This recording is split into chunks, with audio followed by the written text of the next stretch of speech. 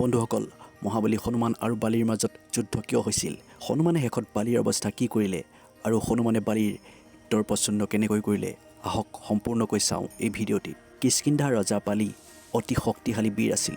তেওঁক পৰাস্ত কৰিব পৰা বীৰ যোদ্ধা কোনো নাছিল, কিয়নো বালিয়ে দেৱৰাজ ইন্দ্ৰৰ পৰা এডাল সোণৰ হাৰ উপহাৰ হিচাপে পাইছিল আৰু এই হাৰডালৰ বিশেষত্ব আছিল, যদি বালিয়ে যুদ্ধত এই হাৰডাল পৰিধান কৰি লয়, বালিৰ বিপক্ষে থিয় দিয়া শত্ৰুৰ আধা শক্তি বালিৰ গালৈ গুচি যায় আৰু বালি শক্তিশালী হৈ পৰে আৰু বিপক্ষ শত্ৰু দুৰ্বল হৈ বালিৰ হাতত পৰাস্ত হৈ বালিৰ হাতত মৃত্যুবৰণ কৰে।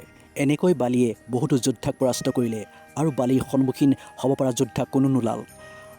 বালিয়ে এবাৰ দুন্দুপি নামৰ এটা অতি ভয়ংকৰ অসুৰকো বধ কৰিলে, আনকি বালিয়ে লংকাধিপতি ৰাৱণকো পৰাস্ত কৰিলে। লাহে লাহে বালিৰ মনত অহংকাৰ ভাৱ জাগ্ৰত হ'ল আৰু বালিয়ে ভাবিলে যে বালিক পৰাস্ত কৰিব পৰা শক্তি তিনি লোকতো নাই। সেয়েহে বালিয়ে সকলোকে যুদ্ধৰ বাবে আমন্ত্ৰণ জনাই ফুৰিলে। এবাৰ বালিয়ে এখন অতি ঘন অৰণ্যত সোমাল আৰু অৰণ্যৰ ডাঙৰ ডাঙৰ গছ গছনিবোৰ তৰু তৃণৰ দৰে দলিয়াই পেলাবলৈ ধৰিলে আৰু অৰ্থহাস্য কৰি চিঞৰিবলৈ ধৰিলে যে কোন ক'ত আছ, মোৰ লগত যুদ্ধ কৰ, মোৰ লগত সন্মুখীন কৰিব পৰা যোদ্ধা কোন আছে, আহ মোক পৰাস্ত কৰ, এই বুলি কৈ বালিয়ে চিঞৰিবলৈ ধৰিলে। অৰণ্যখনৰ অলপ কাষতে মহাবলী হনুমানে প্ৰভু শ্ৰীৰামৰ নাম ধ্যান কৰি আছিল।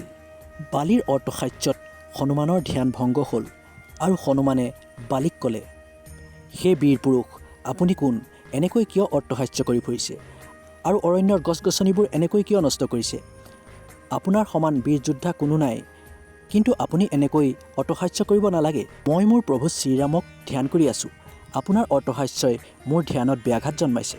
হনুমানৰ এই কথাত বালিৰ বৰ খং উঠিল আৰু বালিয়ে হনুমানক যুদ্ধ কৰিবৰ বাবে আমন্ত্ৰণ জনালে।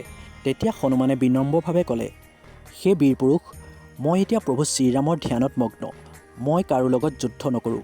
আপোনাৰ সমান বীৰ যোদ্ধা কোনো নাই, এইটো মই জানো, সেয়েহে আপুনি ইয়াৰ পৰা গুচি যাওক, মই মোৰ প্ৰভু শ্ৰীৰামক ধ্যান কৰি আছোঁ।